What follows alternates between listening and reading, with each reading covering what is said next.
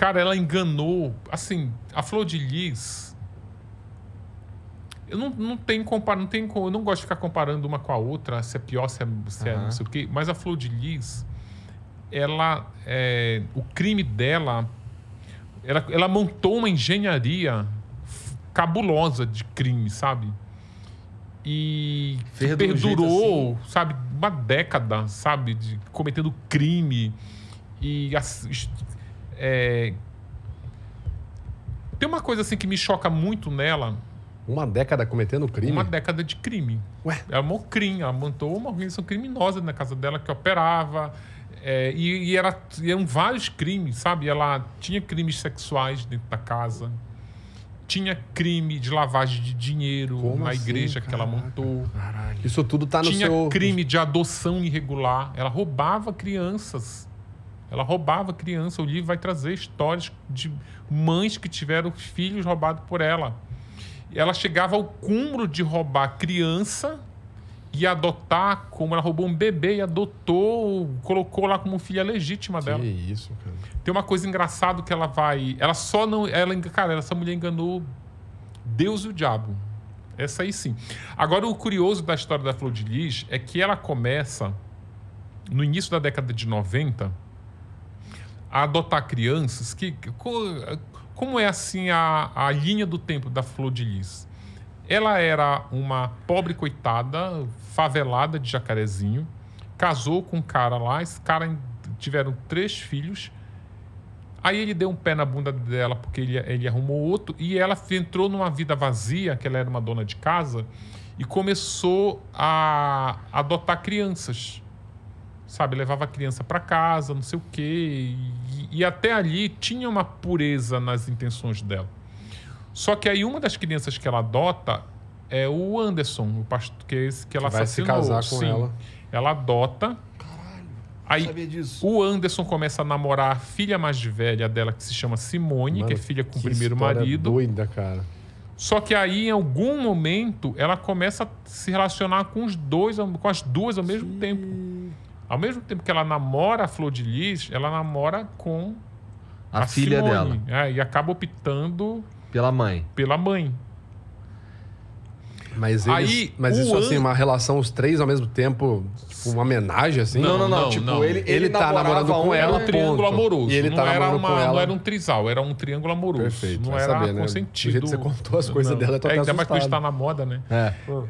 Mas daí o Anderson, ele já via a família da Flor de Lis se incomodava muito, porque toda semana chegava uma criança. Ela estava naquela época somando parece com os eu filhos. com o Mercado Livre, toda semana chega encomenda. Com os filhos biológicos dela e os adotivos, já dava um total de 14 crianças. O Anderson, que era um bancário do Banco do Brasil nessa época, tinha uma visão extremamente visionária, viu ali que tinha um potencial daquilo ali virar. Aí ele incentiva ela a adotar, vamos adotar. Que ela cantava na igreja já, desde pequena, e ele via, nossa, tipo, ela tinha esse potencial de cantora gospel e tinha esse potencial de brilhar, de crescer no assistencialismo, dessa coisa da mulher que... E ela tirava a criança do tráfico, criança de mãe alcoólatra, de mendiga, de criança de rua. Começou assim. Aí o Anderson, que bola todo esse projeto, olha, tu vai ser a mãe de 50. A nossa meta é você adotar 50. Quando você quando nós tivermos 50 filhos, eu vou te colocar como a maior cantora gospel do país. Tu vai fazer shows internacionais. Tu vai ser uma pastora de sucesso, pastora das multidões. Eles tentaram ter carreira como pastor na igreja, na Assembleia de Deus, não deu certo. Mas tu é tão grande que tu não precisa da Assembleia de Deus. A gente vai montar o ministério para você. E quando você tiver 50 e for todo essa força da pastora das multidões e a cantora gospel de sucesso, eu te coloco lá no Congresso. Tu vai ser a deputada mais votada do Rio de Janeiro. Ou seja, ele criou tudo isso. Ela era Ela era uma marionete na mão dela, ela era um produto. Tem muito isso, né? No meio artístico, aquele cantor que não é nada, mas aí vem aquele puto empresário e tal. Sim. Olha, tu vai ser... E tu fica... Isso é um pacto com o diabo. Literalmente. Porque a tua vida, o teu sucesso... Por isso que tem o São Cipriano, não tem nada a ver com isso. Não tem a ver. Ele fez um pacto, inclusive, com sangue. De escrever um salmo inteiro da Bíblia com sangue. Tinha um quarto de ritual. Caralho. Só que aí ela chega realmente aonde ele disse que ela chegaria. Eles realmente... Aí começou a dar problema com 50 filhos. Porque o que aconteceu? À medida que a adoção foi crescendo... Ela não tinha como bancar alimento para todo mundo. Então, o que eles fazem? Olha, vamos começar a fazer uma reportagenzinha ali no RJTV, uma reportagem ali no Caderno de Cidade do jornal O Globo, do jornal O Dia, que aí começam a aparecer doações. E dito e feito. 2 empresários, lá os irmãos Werneck, viram nela ali. Só que à medida que ela aparecia na mídia... A justiça foi, opa, como é que essa mulher está adotando isso muito? Lembra do Ciro Darlan? O Ciro Darlan é um juiz bem conhecido no Rio de Janeiro. Ele é um juiz...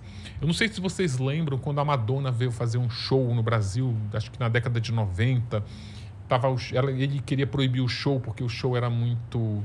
Porra, não lembro. Aí depois tinha uma novela na Globo, ele até me falou o nome da novela, eu esqueci agora. Tinha uma novela na Globo que a Giovanna Antonelli, ela fazia uma prostituta e ela tinha uma criança. E tinha um outro ator que fazia par com ela nessa novela, era uma novela das 8, que eu não vou lembrar o nome desse ator. E ela ficava com a criança no colo e esse casal em cena discutiam pra caralho, falavam alto, sabe? Era uma cena tensa e a criança começava a chorar. Aí o Ciro Darlan viu aquilo e disse, opa, essa criança não pode estar... Pediu pra ser ator, né? Não tá entendendo o que tá acontecendo aí. Aí ele baixou, não sei se foi uma liminar, uma medida que a Globo não podia usar, queria tirar as crianças da novela tudo. Isso repercutiu muito. Aí ele foi ficando renomado por essas decisões polêmicas. Fora outras que eu não lembro agora. Aí esse juiz, ele viu, na época ele era juiz, hoje ele é desembargador. Esse juiz foi lá e disse, olha, começou a Flor de Lis disse que ele começou a persegui-la. Começou a tirar meus filhos, porque porra, adoção tem regras, né? Não é adoção, não é... pegando pessoas. Tinha, na época, que ela pegou uma transição em que, na verdade, a adoção era muito avacalhada no Brasil. Que eles tinham aquilo que chamava adoção à brasileira. Ia lá, a dona da... A fulana lá ia trabalhar na tua casa, fazer faxina, ela tinha um bebê, não tinha como criar. Não, eu vou criar. E tu ia lá e registrava. Tinha muito isso no Brasil, principalmente na região norte. Então ela começou a adotar, ela estava adotando assim, a brasileira, sem legalidade nenhuma. O juiz, quando viu na mídia ela lá pedindo doação, foi lá e começou... Aí ela fugiu com as crianças e tal. Aí esses empresários começaram a ajudá-la. Eu vou montar uma casa. Aí ela fez um acordo com o juiz. Olha, você não adota mais nenhuma. Acho que eu puder legalizar, eu legalizo. Ela não conseguiu legalizar todas porque ela não conseguia identificar a mãe de algumas delas para consentir a adoção. Só que aí ela continuou com aquela coisa, precisava aquela meta de 50. A gente precisa ter 50. Daí, tem uma coisa que é muito engraçada. É muito loucura, né? E isso, assim, eram filhos... no sentido figurado, que não eram filhos. Ela tratava feito filhos, os biológicos, tratava mais ou menos como filhos o que ela conseguiu adotar legalmente, e os que ela estava ali preenchendo a cota que ela tinha que ter aqui, 50, não eram filhos. Eles tinham tratamento diferenciado, eles não tinham acesso à geladeira da casa, eles não comiam a mesma coisa. Tem uma passagem no livro que um deles me contou, em que tinham 9 desses filhos que ela agregou ali, que ela chama de filho afetivo, ela chama filho biológicos que ela gerou, ela chama de filho adotivo que ela conseguiu legalizar e filho afetivo os que estão fora desse círculo. O que elas colocou dentro de casa. Exatamente, mas não tem nenhuma legalização na adoção. Entendi. E não tinha comida para todo mundo e eles eram assim tratados como segunda classe mesmo. Ele tem um deles que conta uma cena que ela colocou uma macarronada, tinha 8 moleques lá na mesa, ela colocou uma macarronada para 8 pessoas e tinham só 6 ovos cozidos. Ou seja, não ia dar um ovo cozido para cada. E aí ela escolhia quem... esse aí acabou de chegar há pouco tempo. Não, você não vai comer, você come só macarrão. Ficava uma coisa meio maluca. Entendi. E ela precisava desesperadamente bater a meta de 50, que é como quando ela lança a biografia dela, ela usa até esse slogan aqui. Ela coloca aqui Mãe Coragem, mas aqui na orelha ela coloca assim, Mãe de 50. Mãe de 50 filhos. Mãe de 50 filhos, que era a meta dela. Só que aí o que acontece? Essa meta, ela não era uma meta simbólica. Ela precisava mostrar na mídia que ela tinha 50. Quando ela disse que bateu os 50, aí todo mundo se interessou em fazer reportagem com ela. O Fantástico, Ana Maria Braga, Globo Repórter, os jornais locais, Record, tudo que era... Aquelas matérias que volta e meia aparecem, né? Mãe de não sei quanto e tal. E tem uma coisa engraçada que o Fantástico fez uma matéria em que eles não mostram que tem 50, mas eles cravam que é mãe de 50. Aí eles fazem uma coisa assim meio... Aquelas matérias de impacto. São não sei quantas toneladas de comida por mês, não sei quantos pães francês, não sei quantos litros de leite. Aquilo tudo não existia. Não existia. Ela juntava aquela molecada toda... Porque onde ela pegava moleque? Ela pegava moleque de rua, ela pegava o trombadinho, ela pegava o moleque que estava vendendo bala na sinaleira, pegava o batedor de carteira. Não, vamos para cá, que eu preciso juntar gente aqui para eu dizer que eu tenho... E ninguém via ver se era filho dela de verdade, coisa Não, do filho tipo. de verdade não era, mas ninguém ia ver se aquela criança realmente, aquele moleque realmente morava na casa Se dela. ele comia comida ali de verdade não, mesmo. Ninguém... cara, tu sabe como eu descobri isso? É muito engraçado. Eu tava Era em outubro do ano passado. Não, novembro do ano passado. Eu tava conversando com uma pessoa muito próxima dela, que tava ali na linha de frente ali da casa. Aí eu fiquei muito curioso, eu comecei a perguntar para ela, mas vem cá, ela já tinha me ajudado muito, fazia muita videoconferência, fui lá, visitei ela. Aí eu perguntei para ela assim, mas eu queria detalhar no livro como é a dinâmica de uma casa com 50 crianças. Por exemplo, banheiro.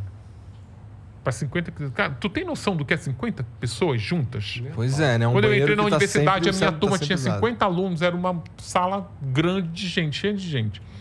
E lá em casa, quando eu era adolescente, nós éramos 4 irmãos, pai e mãe. Já era uma puta estrutura para ir para a escola de manhã, para comer, sabe, tu ia no fogão, era várias panelas assim, né? Como é que se faz comida para 50? Onde é que lava a roupa de 50 crianças? São perguntas que são óbvias, mas ninguém faz, né? Ninguém faz. Ninguém fazia, né, na época. Aí eu ficava pensando, por exemplo, onde lava essa roupa? Cadê a panela que cozinha para esse batalhão? Aí a mulher começou a rir de mim, né? Ela começou, sério que tu acredita que tinha 50 crianças aqui? Eu falei, não tinha. Ela falou, claro que não. Moleque de rua que ela chamava para cá para fazer número. E isso fica muito evidente, que aí a matéria do Fantástico botou as crianças ali, era uma matéria mais de curiosidade, né? Com dos pãezinhos, da tonelada de... Mas aí, quando ela vai na Ana Maria Braga, em março de 2014, 2013 ou 14, nem lembro agora o ano, mas enfim, ela vai na Ana Maria Braga. Só que aí a Ana Maria Braga, a produção da Ana Maria Braga, ligou lá para a casa da Flor de Lis e disse, olha, a Ana Maria Braga vai conferir. Gente, ela ficou desesperada, só tinham na casa 32 crianças.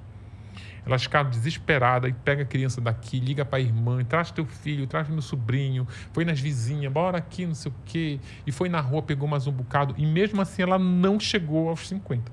Ela chegou em 42. Aí o programa da Ana Maria Braga começa com aquela fila indiana. Era numa época que ela tinha um cenário que era uma casa. E o estúdio dela era uma casa, que era uma casa meio elevada, tinha uma escada assim para um bosque. E estava aquela fila indiana. Aí a Ana Maria Braga pode entrar. E ela começa a conferir. Eu até fiquei pensando, gente, sério, porque programa demora, né? O programa tem outro time, né? E ficou lá Ana Maria Braga 1, 2, 3, 4. Vai entrando. 4, 5, 6. Gente, dá 48. Eles ficam muito sem graça. Dá 42. Aí a Ana Maria Braga, uai, cadê o resto? Aí ela começa a... E, porra, ali era a chance dessa mulher ser desmascarada, né? Mas ela engana a Ana Maria Braga. Ela diz, tá na escola, tá no MES. Sabe que 50 crianças, né? Tem uns que estão na escola, uns que estão doentes. Então, não sei o quê. Visitou a mãe biológica. Mas ela engana direitinho. É o que a gente fala, né? A dissimulação, ela funciona muito melhor quando você já tem toda a capa do mago construída, né? A capa do mago é a autoridade. Aí já foi em um programa, um aqui, outro ali, já saiu notícia no jornal. Cadê? Falta 8? 8, um ali, outro aqui. Cara, é muito impressionante ver, porque, tipo, isso aí é o começo das fake news no Brasil, né?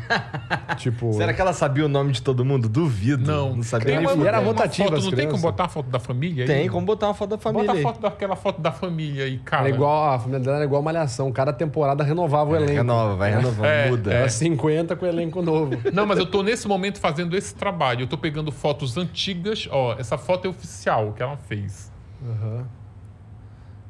Cadê ela? Ela tá ali, tá ali, ó. tá ali. Com uma criança no colo. Não parece estar 50 aí, não. Cara, eu já tentei conferir, eu não consigo.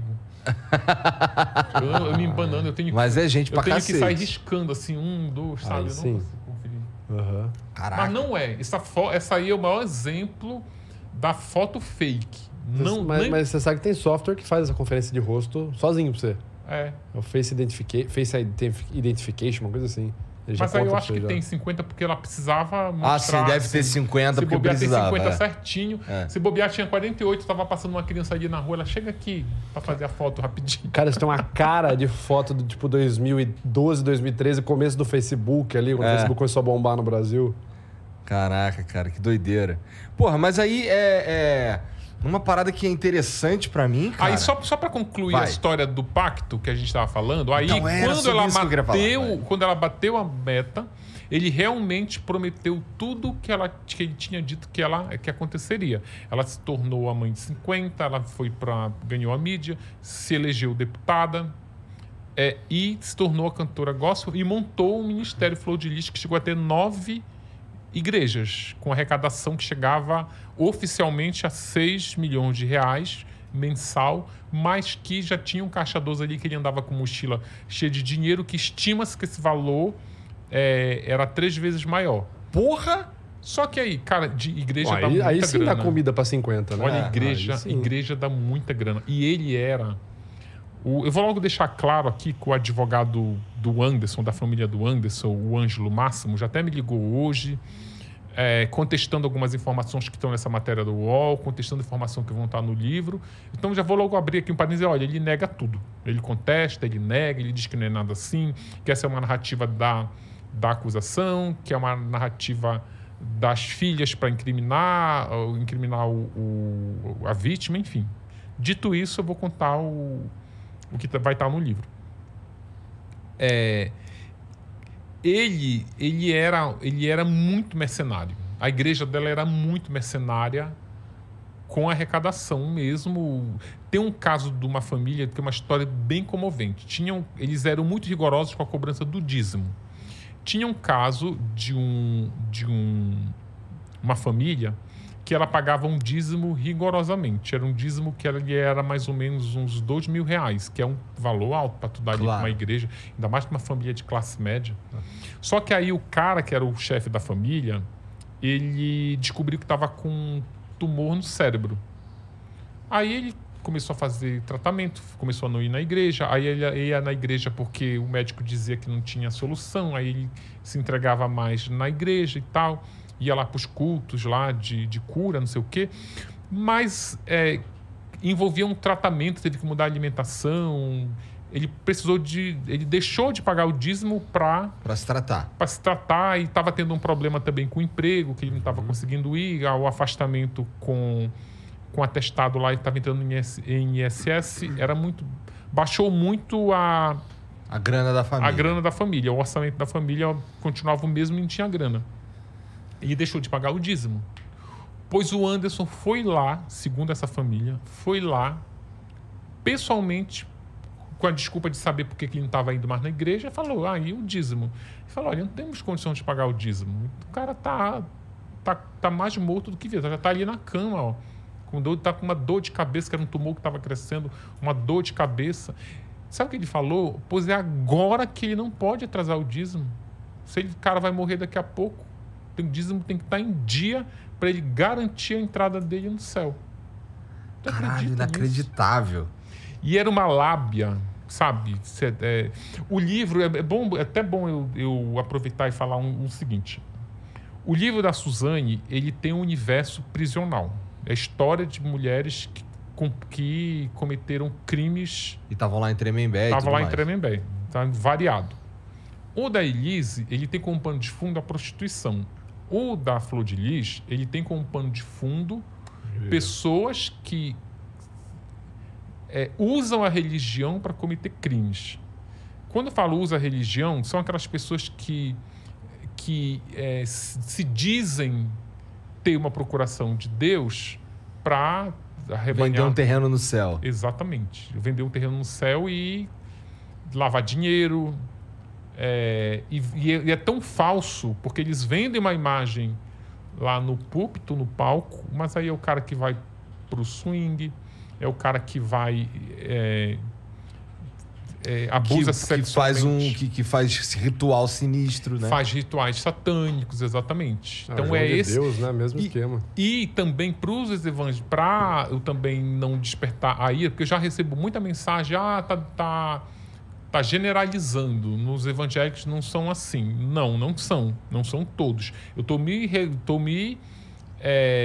retratando esse recorte aqui da Flor de Lis e do Anderson, não da comunidade evangélica total. Claro. Mas, para também eu não diminuir um pouco a ira desses evangélicos, o livro ele vai trazer como histórias paralelas outros líderes religiosos que também cometeram crimes, ou o padre Coabatina, que estuprou crianças, que tem uma história também bem emocionante. Tem também de pastores que cometeram outro tipo de crime. Sim, está recheado desses bandidos que usam o nome de Deus para cometer crime.